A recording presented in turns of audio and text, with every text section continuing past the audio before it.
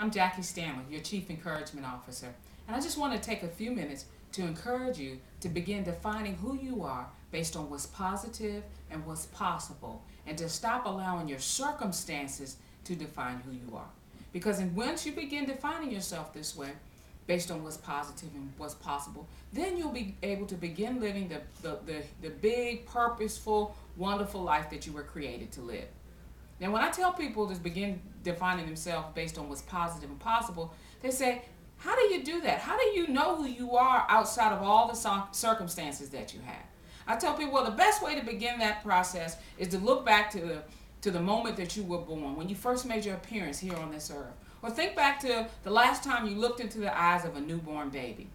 And when we see a newborn baby, what are the kinds of things that we say about them? What are kind of the words that we use to define them? Usually we begin with words like perfect. And when we say that a baby is perfect, we're not suggesting that the baby is without flaw. What we mean by perfect is the original meaning of the word perfect, which means something that should be looked upon as good. We also use words like precious to define babies. And by precious, we mean something that should be touched with a gentle hand, something that is valuable, something that is rare, something that's worthwhile.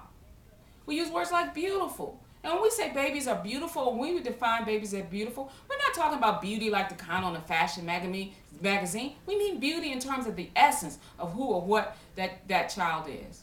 And we use words like miraculous. Looking into the eyes of the babies, you can't help but be in awe of the wonders, the essence, the miraculousness of his presence here. Perfect, precious, beautiful, miraculous. That's who you are outside of your circumstances. Because the thing about babies, if you think about it, they have no awareness of their circumstances. They are just who they are in their pure essence. They don't know if they're rich or poor. They don't know if they're black or white. They don't know if they're going to be tall or short. They have no awareness of circumstances at all. So when you think about who you are, when you think about how you should be defined, that's where you begin. And those are the words that you should use to define you as well. Perfect, precious, beautiful, and miraculous. Because you think about it, I don't care how old you are at this moment. The only thing that's changed from when you first came into the earth to right now is your circumstances. Who you are is absolutely the exact same. Perfect, precious, beautiful, and miraculous. Think about it. The only thing that has happened again is that time has ticked. Time has moved on. That's the only thing that's changed. And as time has progressed, you begin to acquire or you begin to obtain an awareness of your circumstances. So one day you wake up and you look into your bank account and you see you don't have any money. Or maybe you have money, but you don't have as much as the people across the street. So then you begin to define yourself out or redefine yourself. Or you forget who you are and you start defining yourself as poor. You say, I'm inadequate, I'm broke. You start to use these words then to define yourself. Now those words might be accurate in defining your circumstances, but who you are has remained the same. Because no matter how much money you have in the bank, you're still perfect. You're still precious. You're still beautiful. And you're still a miracle.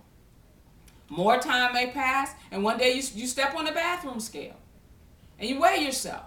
And if you look at the number and you conclude that you are overweight or that you need to lose weight, then that circumstances begin to define you. So you forget who you are, and then you become fat, you become ugly, you become unattractive. But that's not true. The only thing that's changed since you came into the earth is time. And yes, you obviously probably did gain some weight. But no matter how much you weigh, you're still perfect, you're still precious, you're still beautiful, and you're still a miracle.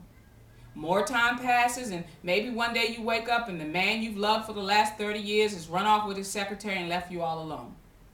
So what does that mean in terms of who you are? That's a circumstance, but that's not who you are, because no matter whether you're in a relationship or you're out of a relationship, whether you're married or single, you're still perfect, you're still precious, you're still beautiful, and you're still a miracle. And the reason, again, that it's so important to remember who you are is that when you forget who you are, you doubt everything. You doubt whether you'll ever be able to change your finances. You doubt whether you'll ever be able to lose weight. You begin to doubt whether you'll ever be able to find and get into a good and wonderful relationship. But the moment you remember that you're perfect, that you're precious, that you're beautiful, and that you're a miracle, you become empowered. You become empowered.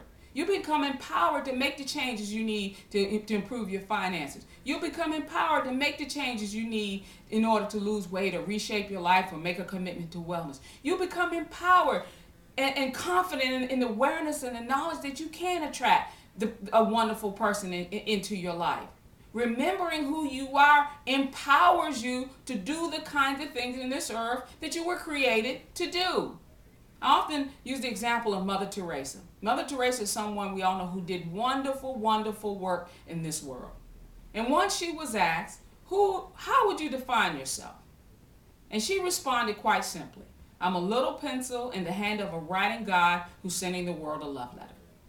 She said, I'm a little pencil in the hand of a writing God who's sending the world a love letter. And I can't imagine a more awesome definition of yourself, a more awesome self-definition. But the beauty of it is the definition of who you are is no less awesome. And the wonderful thing is once you remember that you're perfect, that you're precious, that you're beautiful, and that you're a miracle, you'll be able to do awesome and wonderful things in this world as well. Thanks for your time.